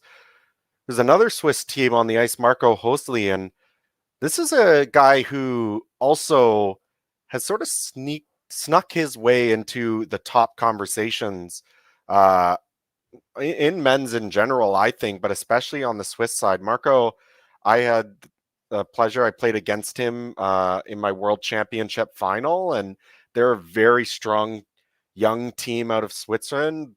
Definitely with Schwaller and Peter de Cruz sort of teaming up, he has sort of secured himself as the heir apparent maybe to that Swiss throne. Yeah, I think Switzerland's a very interesting situation because we've seen it on the women's side a lot. Like they've produced so many top teams that I don't think I would ever count out a team from Switzerland. Ooh, I don't think that was quite what they had in mind. John Epping, I think, trying to hit that closer to the nose, and a little bit of a like come across the face situation there, and just a little too much and rolled out. And Well, I think actually maybe got really lucky to keep that stone. I think he got very lucky. Yeah, like it worked 'cause out pretty good. But if that rolls out, I think Tanner might take a long look at trying to double off those reds and walk away with the blank rather than getting forced. But as is, he is forced to a single point here. Just needs basically full house anywhere, but he is drawing against 3. Yeah, I like his chances of making this, but I don't love his chances of winning the game, even after he makes this. So No. that's going to be the challenge. But you hope for some misses. But step one is to make the straw because the game's over if you don't. So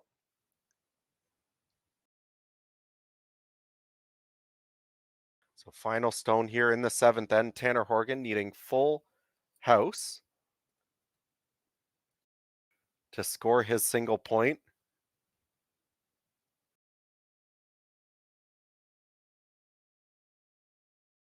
Colin giving it a nice clean. Looks like he doesn't hate it. like to see that. And he'll come right Almost onto the perfect. face of the rings, grabs a piece of the button, scores his single point, but finds himself with his back against the wall now. Only one multi score of the game, but it's the deciding factor so far. John Epping will take a 4-3 lead with the hammer into the last end of play. Quick commercial break, and we'll see you once the 8th end begins.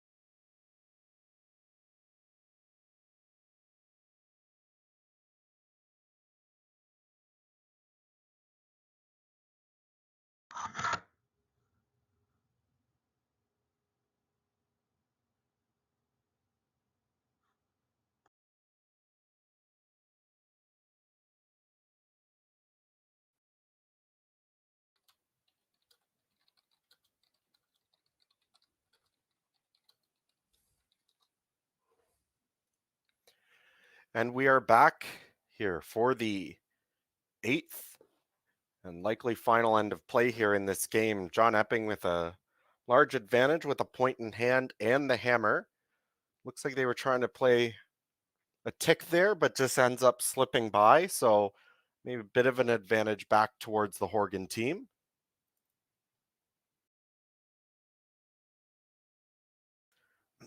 They will elect to attempt to throw up a second center guard here. And if you're, I mean, we already talked about how difficult it is to steal one end, let alone doing it 2 in a row, but that's the most likely way that Tanner Horgan will come back to win this game. And it's off to a good start. If you can get 2 center guards up and hopefully avoid a tick by the other team, then it's sort of game on, and still plenty of opportunity to make double peels, but then you have that little bit of a glimmer of hope with that first one slipping through. Oh, they snuck it by. I would like to once again um, extend to Team Horgan the opportunity to thank me for Colin getting up and sweeping his own rocks.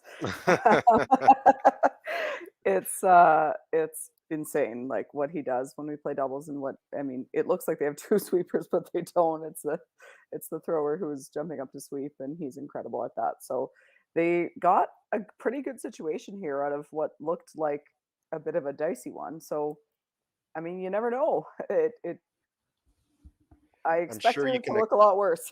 I'm sure you can expect a nice gift basket at your door when you guys go out to New Brunswick in a couple weeks. I mean, only if the rest of them value me more than he does, but we'll see. No, I'm kidding. I love him, but he, yeah. So we are here. This is not playoff Sunday, or I guess it is sort of. These are the playoffs. Usually you think about the finals being on Sunday, but in this event, they will be uh, semifinals and finals will run tomorrow. I don't know about you, Chelsea, but today is also basically a impromptu holiday for me. It's the first day of football starting. I'm with you. Who's your team? Well, I'm afraid to say I think I'm gonna be made fun of, but might have to go with Detroit Lions.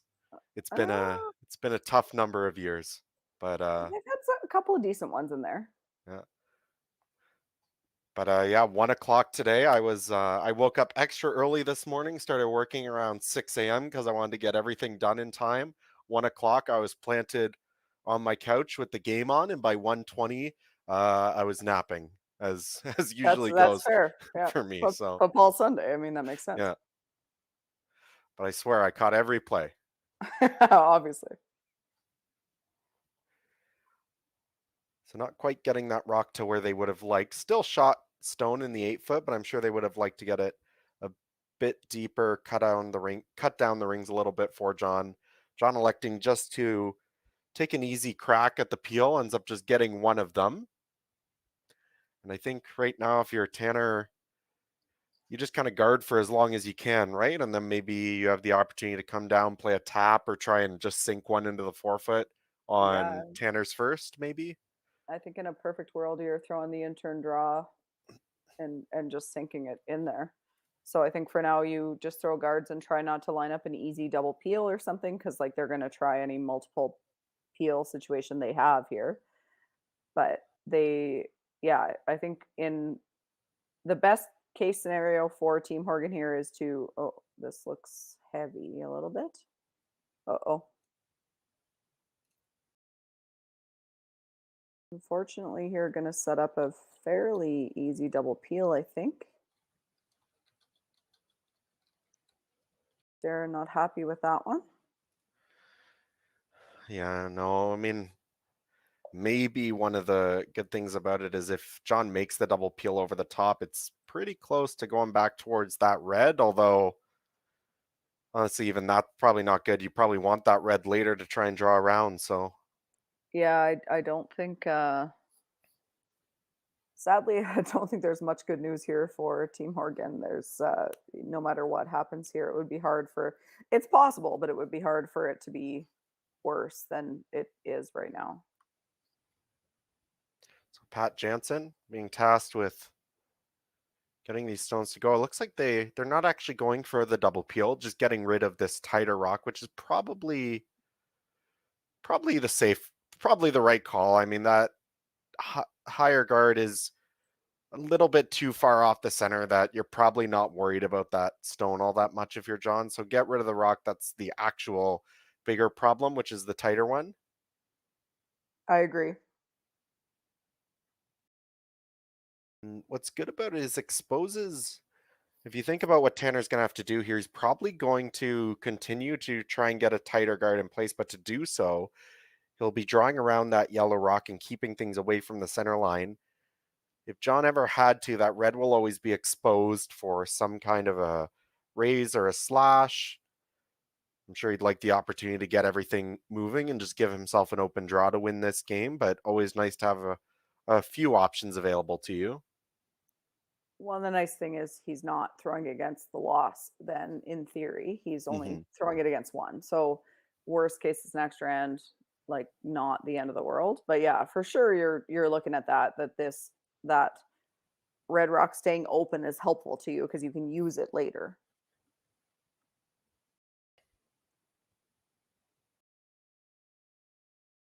This stone just slipping into the rings. It's difficult to tell. It looks like it's pretty much buried. Might be a little bit exposed, but I mean, even if you make that much of a play on it, you have to think about where your shooter's going to roll to. And to make a play, you're probably not throwing a lot of weight. You might leave something around near the top of the rings. You don't want to stagger the two red stones up there. Yeah, I thought he would have run up there to peel this guard. To me, that Uh, makes the most sense. And if you catch the red on the way by, you might get lucky and fire that back into the yellow. But even if you kill your own red, I think it's still the best case scenario. You're going to Well, you know, make it might Team might have Horgan throw taken them more a little bit cards. longer to figure it out, but they got there, Chelsea. Don't worry. It can look different from there. I've watched my own games back and been like, this is a very obvious call. Yeah, But they do make the single peel.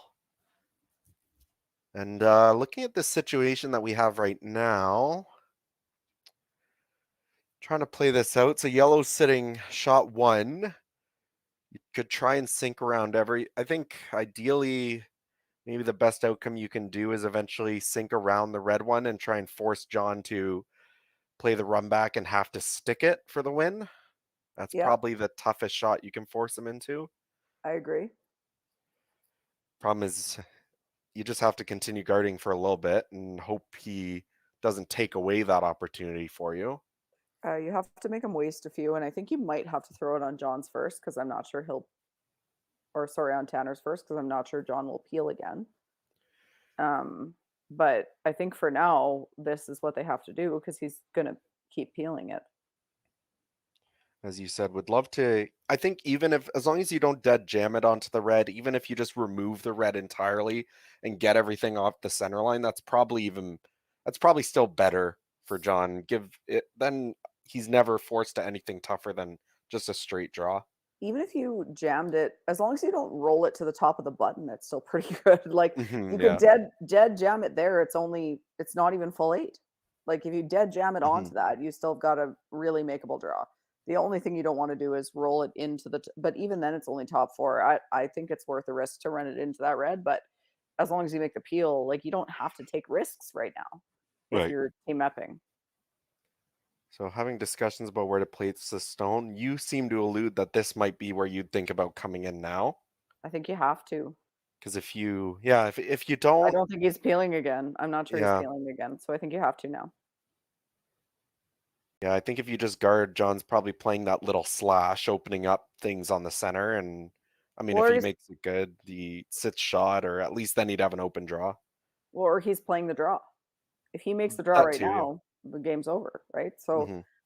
I think that if I were him, I would probably not peel and I'd probably play the draw and try to make it decent. And even if you don't, you've still got potentially a yellow double. You like there's still lots of options or the little slash or whatever. So I don't know. I think you have to go around it now and hope he misses whatever he's throwing and then Hmm. throw a guard and hope for the best. Like you're in a bit of a desperate situation here if you're Team Horgan. So Yeah, I mean, at the end of the day, you're not winning without a miss. well, yeah, exactly. Probably on John's last, Exactly. so Yeah. You have to hope he misses. So sink this draw, hope he misses a run back, and then put up a guard or go top 8 or whatever, and then hope he misses a double. Like that's yeah. really your only hope, I think. Regardless, John should always have a shot to win here with his last one. You just want to try and make it as difficult as possible. So going with the intern draw here. We've seen this has been a little bit straighter tonight, so getting around these rocks top 12, maybe not as easy as it was earlier in the weekend. This one's out there, definitely needs to start curling soon, but looks close. Here comes Colin on the carve. He's pretty good. It's really curling. It's going to be pretty good. Slips just behind the pinhole. I don't know if that really changes anything for John. I don't think it matters. I think you just needed to get that buried because Yeah. I mean, if he plays the freeze, you're okay with that because you Hmm. hopefully he doesn't make it and you've got a chance. If I'm John, I don't think I'm freezing. So you play some sort of rip, some sort of peel, and then for Tanner Horgan, you throw a tight guard or like a top 8 or whatever, and you hope he misses a double. Like you need misses here. Yep.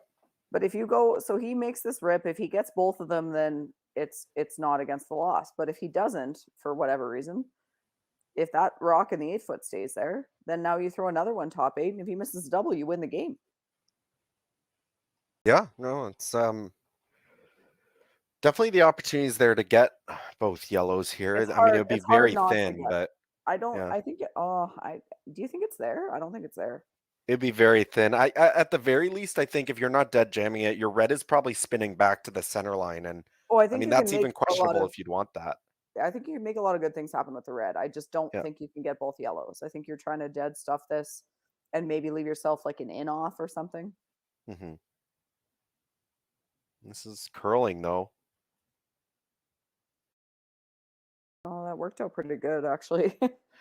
I don't- Maybe he could have gotten rid of both yellows if he I hits it. mean, He would have yeah. had to throw it a little bit harder, obviously, but What did he threw? That was like control. If he yeah. hits it right there with Peel, they all go. I didn't think that was possible, but apparently it was.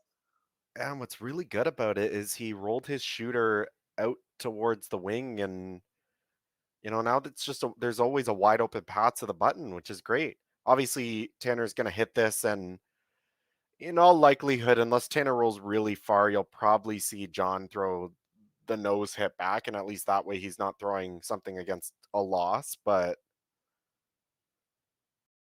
even if Tanner rolls far, John might hit the back one. Whatever he's comfortable with, really. Yeah, it depends. I think if he can throw a hit, he's throwing a hit because you don't want to throw against the loss. But Hmm. I also think that if the hit is, like if Tanner makes this good, then the hit on the back one won't be shot rock. So Hmm. then you're going to see him play something for the win, I would think. Tanner jumping up quickly. Did they Oh lose it? boy. Yeah, I think it's picked or it's gone somehow. Oof. Uh, I mean, gets quote unquote lucky enough, if you want to call it, to stick Yeah, around his shot, but it doesn't really make a difference. It's just a wide no, open hit now for the win. it's really unlucky to have that pick something or whatever happened there. An unfortunate, what would what will likely be an unfortunate ending to the weekend here for Team Horgan. A wide open hit here for John Epping. He's just going to throw it hard and make this yellow go away and move on to the semifinals. So final rock here in the eighth end. First playoffs for this Epping team this year, and looking to book their ticket one step further into the semifinal. Hard clean on it early. They seem to like it. And it will go, removes that stone, keeps the shooter. It's a score of 3 for John Epping here in the eighth end. He will take a 7-3 win. And Chelsea, maybe just some closing thoughts on what you saw here from Team Epping, or what was the turning point in the game here that was very close in the first half, but they were able to pull away. Yeah, I feel like there was opportunities on both sides, and it just sort of like they unfortunately for Team Horgan, they missed a few more of those opportunities than Team Epping did. And so that's just how it shook out. And there was still like it was down to the wire. They had some chances in that last end to maybe make it hard on John Epping, and unfortunately didn't quite come together. I mean, playing with three all of a sudden is a bit tough, and new teams and all that stuff. But a great game by Team Epping and a good battle, and that was fun to watch for me. I hope it was for everybody else. So, yeah, it was a fun night, and I think tomorrow will be two really good games as well. There's the teams that are left are all powerhouses, so it should be fun. Absolutely. And speaking of, John Epping moves on to the semifinal. He will face Yannick Schwaller in his game. The other last quarterfinal is still on. You can switch over to that uh, game on the other feed through the Curling Zone YouTube channel. From myself and from Chelsea, we'd like to thank everyone for inviting us into their homes or wherever you're watching from tonight. Come back tomorrow. We will still be covering every game as we work down towards the semifinals, which go off at 10 a.m. Mountain Time, noon Eastern. We invite you to come back, tune in then for some excellent matchups. But for now, good night. Thank you and good curling.